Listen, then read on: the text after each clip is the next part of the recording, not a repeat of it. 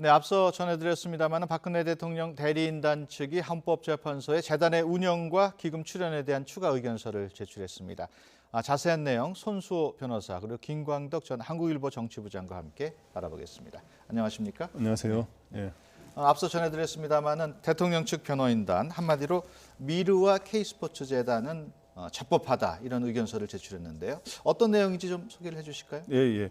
일단 제출한 의미는 뭐냐 하면 비유를 하자면 지금 시험이 다 끝났는데 계속 추가로 리포트를 제출하는 격입니다. 뭔가 이 성적을 매기는데도 참고해 달라고 리포트를 계속 내는 격인데 그래서 오늘 내용은 어떤 거냐 하면 지금 두 재단의 이게 굉장히 논란이 많지 않습니까? 미르재단, K스포츠재단 이거에 대해서 이제 소위 검찰 수사와 특검 수사 결과를 부인하는 그런 형식인데요. 이게 뭐냐하면 박 대통령이 원래 주장했듯이 이거는 문화융성과 창조 경제를 위해 만들었다고 그렇게 박 대통령이 주장해왔는데 이거는 적법하다는 것이고 요거는 이제 그 재단 출연이 강제가 아닌 자발적인 이런 출연이다라고 주장하면서 그렇기 때문에 뇌물죄, 제3자 뇌물죄, 직권남용죄가 적용이 안 된다. 그래서 이제 검찰 수사에서는 이거를 강요에 의한 이런 게 그거로 보지 않았습니까? 그리고 이제 특검에서는 이걸 뇌물죄로 봤는데 이 검찰과 특검의 수사 결과를 부인하는 그런 내용입니다. 그런데 대인단이 과거 그 신정아 사건하고 비교를 했다는데 이게 어떤 얘기인가요? 네, 그 노무현 정부의 변양균 청와대 정책실장이 있었습니다. 이분이 신정아 씨가 있었던 그 미술관에 재정적인 그런 지원을 해달라라고 하면서 재벌들에게 기업들에게 수억 원의 후원을 강요한 혐의로 기소가 된 바가 있는데요. 그래서 형사 재판이 열렸습니다. 그래서 직권남용 권리행사 방해죄 여부가 문제가 됐는데요. 법원에서는 무죄 판결을 선고했습니다. 그러다 보니까 이번 이 사안의 경우에도 대통령 또는 그 기타 공직자들에게 직권남용죄가 성립하지 않는다라는 근거를 들어서 오늘 제출을 한 것인데요. 하지만 이 부분은 법률적으로 좀 논란이 있어 보입니다. 왜냐하면 두 사안이 굉장히 다르기 때문인데요. 이 직권남용 권리행사 방해죄가 성립하는 요건이 무엇이냐에 대해서 굉장히 다양한 대법원의 판례가 있습니다. 그래서 직권남용 권리행사 방해죄에서 직권남용의 의미가 무엇이며 판단 기준이 무엇인가 이거는 법리적으로 정립이 되어 있는데요. 핵심은 이렇습니다. 즉 공무원이 본인의 직권에 본인의 그런 권한 범위에 속하는 부분을 행사함에 있어서 외형적으로는 그 직권 행사지만 실질적으로는 해서는 안 되는 행위를 하면 그거는 직권 남용이지만 아예 본인의 직무 범위와 관련 없는 행위를 했을 경우에는 직권 남용도 아니다. 따라서 변양균 당시 정책실장이 그 미술관에 대한 후원을 강요함에 있어서는 직권을 남용한 게 아니다라고 해서 무죄 판결이 선고된 것이거든요. 그런데 이번 사안의 경우에는 대통령이지 않습니까? 그렇다면 대통령의 직무 범위, 직권의 범위는 사실상 제한이 없고 광범위하다고 볼 수 있습니다. 따라서 이 변양균 당시 실장에 대한 무죄 판결을 이번 대통령의 사안에 그대로 적용하기는 어려워 보이는데요. 이 부분에 대한 법리 판단은 헌법재판소에서 내릴 것으로 보입니다.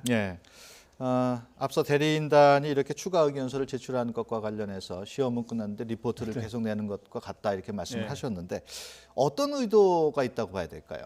그러니까 마지막까지 이제 리포트를 낸다는 건 마지막까지 노력하는데 한 세 가지로 볼 수 있는데 첫 번째는 뭔가 이제 지금 인용될 가능성이 높은 거로 알려지고 있지 않습니까? 국민 여론도 이제 그렇게 기울어져 있고요. 그런데 조금이라도 이제 기각뿐만 아니라 이제 각하해야 된다는 주장도 하고 있는데 기각과 각하 의견이 어떻든 세 사람까지 확보가 되면 이게 이제 소위 말해서 인용이 안 되는 거 아닙니까? 그래서 기각이나 마지막까지 최선을 다해가지고 기각이나 각하의 의견이 많이 나오기를 바라는 그런 마음에서 이렇게 계속 의견서를 제출하는 게 있고요. 또 하나는 이런 식으로 계속 다른 의견을 제출하다 보면 헌재 내부에서 여러 가지 이견이 나와서 지금 현재는 3월 10일이나 13일 날 심판 결정을 선고하는 걸로 돼 있는데 그거를 혹시 미루는 효과를 혹시나 하는 마음으로 기대하는 그런 게 있는 건 또 하나는 탄핵이 인용 시에 인용될 경우에 지금 이러한 문제 제기를 함으로써 불복 어떤 심리를 그런 자기네 지지층들에게 그렇게 또 조장하려고 하는 그런 것도 또 깔려 있는 게 아닌가 하는 이런 생각도 듭니다. 손 변호사께서는 어떻게 보십니까? 네, 지금 부장님 말씀하신 것에 더해서 혹시라도 시간이 부족하다는 것을 더 드러내기 위한 것이 아니냐 이런 그런 측면도 있어 보입니다. 즉 좀 더 시간을 많이 달라. 또 재판을 더 열어야 된다라는 주장을 마지막까지 대통령 측에서 했는데요. 예. 하지만 그 헌법재판소에서는 변론을 종결했습니다. 예. 이러한 상황에서 계속해서 참고 서면 형식의 그런 자료들을 제출을 하면서 이렇게 다툴 내용이 많았는데 왜 재판을 끝냈습니까? 라고 하는 메시지를 계속 전달할 수 있어 보입니다. 예. 그리고 또 하나는 이건 좀 추측인데요. 예. 대통령 대리인단 사이에서의 의견 조율이나 어떤 그런 그 절차에 대한 조율이 잘 이루어지지 않을 가능성도 있어 보입니다. 예. 특히나 이제 그 각각의 그런 그 변호사들이 뭐 각자 대리라라고 하면서 다른 변호사의 어떤 그 전략이라든지 절차 수행에 있어서 사실 잘 모르거나 서로 잘 조율이 안 되는 측면도 마지막에 보여줬는데요. 예. 그렇다고 한다면 각각의 변호사가 지금 대리인으로서 이런 참고 서면 형식으로 서류를 제출하는 것에 대해서 모두가 할 수는 있거든요. 예. 그렇기 때문에 제출하는 그런 그 분량도 많아지고 횟수도 늘어나고 하는 것이 아닐까라는 생각도 듭니다. 예. 헌재 얘기는 잠시 후에 다시 하기로 하고요. 내일 특검이 수사 결과를 발표를 합니다. 그 어떤 내용이 담길지 뭐 예상을 할 수 있을까요? 네, 특검이 여러 가지 차근차근하게 잘 수사를 했기 때문에 그러한 내용 중에 일부 중요한 부분들을 발표할 것으로 보이는데요. 예. 특히나 특검 입장에서는 이제 삼성그룹 이재용 부회장이 현재 구속되어 있는 상태이기 때문에 삼성그룹의 뇌물죄 관련해서 소기의 성과를 일단은 내지 않았습니까? 예. 이런 부분에 대해서 설명을 할 것으로 보이고요. 또한 굉장히 많은 그 청와대 김기춘 전 실장이나 조윤선 전 장관까지도 구속되었던 예. 문화계 블랙리스트 관련된 사안도 특별히 언급을 할 것으로 보입니다. 예. 이대 특혜나 비선 진료 역시 마찬가지이겠고요. 여기에 더해서 최순실 씨의 그 불법으로 형성된 자금에 대해서도 예. 수사할 수 있는 그런 특검법의 수사 조항이 있었고요. 여기에 대해서도 어디에 어떤 형식으로 얼마의 재산을 은닉해 놓았다든지 예. 이런 조사, 이런 수사 결과도 발표하지 않을까 그렇게 예. 생각됩니다. 특검 뭐 제가 추가로 이야기를 하자면 내일 발표할 거는 이제 그동안의 수사 몇 가지 성과, 그게 삼성 뇌물죄라든가 문화계 블랙리스트, 그다음에 이대 특혜, 예. 그다음 비선진로 이런 거를 고루고루 합니다만은 내일 발표할 것 중에 가장 중요한 거는 대통령과 최순실과 관련성에 대해서 발표하는 게 내일 제일 중요한 거로 보입니다. 예. 거기에서 어떤 내용이 나올 거를 지금 이미 흘러나오고 있냐 하면 미르 K 재단을 사실상 박 대통령과 최순실이가 공동으로 사실상 운영한 것이다. 예. 이런 이야기가 나올 수 있다는 거고, 또 하나는 이 최 씨와 박 대통령이 경제적 이익 공유 관계였다. 이러면서 이제 그거에 근거로 뭐 다른 뭐 재산이라든가 이런 거로 밝혀내지는 못한 것 같고요. 예. 그동안에 대통령이 2013년부터 4년간 입은 옷이라든가 여러 가지 의상실 제작비라든가 이런 것들을 사실상 최순실 씨가 대납해서 예. 수억 원을 대납해가지고 그게 경제적 이익 공유 관계가 아니냐라는 말을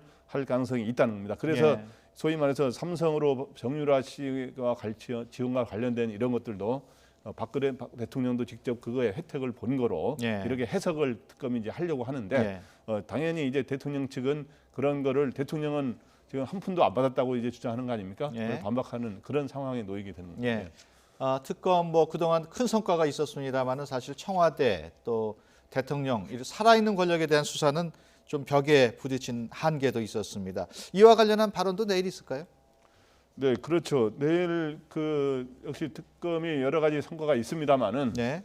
특검이 넘지 못한 벽이 크게 두 가지였지 않습니까? 예. 대통령 대면 조사, 그리고 뭐 그와 관련된 청와대 압수수색이 못했다는 거. 예. 그다음에 또 하나는 우병우 전 수석을 결국에 구속하지 못하고 기각됐다는 거. 자기네에서 그저께 기자 간담회에서는 예. 이제 박영수 특검이 한 번 더 재청구를 하면 우병우 전 수석을 구속을 뭐 100% 시킬 수 있었다라고 말을 한 셈인데 예. 이제 시간이 모자랐다 이거를 이제 강조하는 거죠. 예. 그래서 내일은 그런 아쉬움을 표시하면서 일단 청와대 압수수색이 지금 그 기관장이 여러 가지 국가 기밀을 이유로 불승인하면 할 수 없도록 돼 있지 않습니까? 예. 그런 제한을 관계없이 특검이나 이런 경우에 특별한 사유에는 이렇게 압수수색을 할 수 있도록 하는 그런 법 개정이 필요하다는 의견도 아마 낼 것이고요. 예. 그다음에 특검 기간에 이번 수사 기간이 좀 연장을 했는데도 받아들이지 않았기 때문에 특별한 사유가 없는 한 연장이 돼야 된다라고 하는 의견을 담은 이런 네. 법 개정이 필요하다 이런 걸 하면서 그동안에 자기네 넘지 못한 그런 장애물, 장벽에 대한 아쉬움을 토로할 거로 보입니다. 예. 손 변호사께서는 네. 어떻게 보십니까? 특검이 수사를 하면서 이제 국민적인 그런 그 응원도 받았고요. 상당 부분 많이 받았고 또한 성과도 냈습니다. 하지만 박영수 특검 입장에서는 안타까운 부분이 적지 않을 것 같은데요.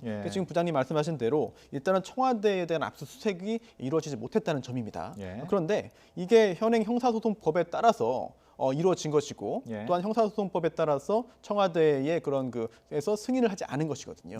그렇다면은 이 형사소송법 자체를 개정하자라는 목소리가 나오고 있고 또한 그렇지 않다 하더라도 추후에 또 새로운 특검법이 또 제정될 수 있지 않겠습니까? 다른 사안에 대해서 이런 경우에는 형사소송법 규정에도 불구하고 특별검사가 청구해서 발부된 압수수색 영장에 대해서는 불승인 조치를 하지 못한다든지 이런 특별한 규정을 앞으로 넣어달라라는 그런 의사를 표현할 수도 있어 보입니다.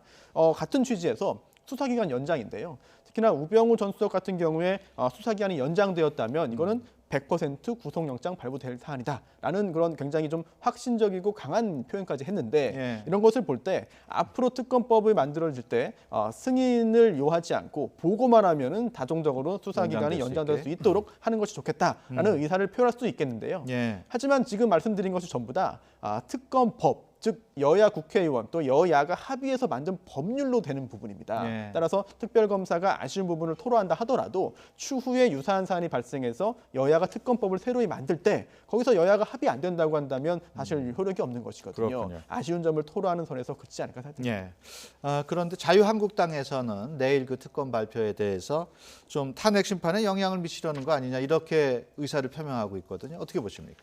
자유한국당에서는 요즘 정치적 입장에서는 당연히 그런 입장이 나올 만하죠. 그래서 자유한국당은 이제 뿐만 아니라 지금 대통령 대리인단 측은 지금 뭐냐면 특검의 내일 6일 발표가 마침 지금 탄핵 심판 결정을 바로 앞두고 있는 시점 아닙니까? 그래서 내일 대통령이라든가 이런 최순실 씨의 이런 문제를 더욱 구체적으로 밝힘으로 인해서 탄핵 심판에 굉장히 부정적 영향을 주지 않을까 이렇게 우려를 하고 있는 것이고 그러면은 그것은 결국엔 특검의 발표는 탄핵을 앞둔 여론전 아니냐 이제 이런 이야기를 지금 비판하고 있는 겁니다. 근데 그거에 발맞추어서 이제 자유한국당은 그러한 입장을 탄핵 심판에 영향을 주려는 의도로서 내일 그렇게 막 여러 가지 피의 사실들을 이렇게 밝히고 하는 거는 그런 것은 바람직하지 않다라고 하는 거고 특히 자유한국당은 처음에만 해도 이 대통령하고는 약간의 거리를 두는 입장이었다가 최근에 그 태극기 집회 세력이 굉장히 늘어나면서 자유한국당이 태극기 집회 세력과의 어떤 그 표심을 얻어야 된다는 이런 생각으로 인해서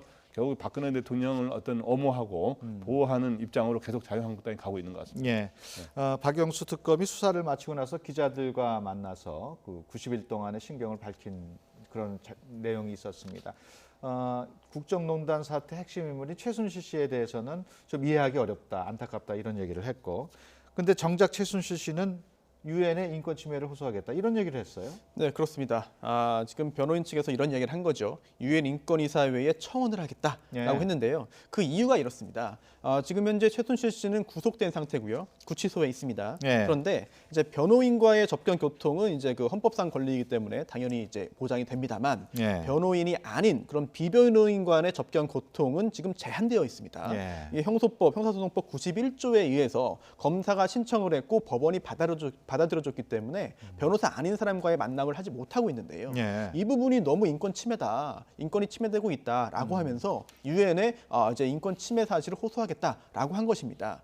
만약 유엔 인권이사회에 이러한 청원을 한다면 유엔에서 받아들일 경우에 조사를 하게 되고요. 이 조사 결과 실제로 인권 침해가 있다라고 한다면 해당 국가, 우리나라가 되겠죠. 우리나라 정부의 권고, 즉 인권 침해 방지 권고를 하게 됩니다. 그런데 이 인권 침해 방지 권고라고 하는 것이 실정법상의 효력은 없다고 보는 것이 맞습니다. 즉 유엔에서 권고를 한다고 해서 우리나라 법원에서 이제 받아들인 그 비변호인 간의 접견 교통 금지 조치가 풀리는 것은 아니거든요.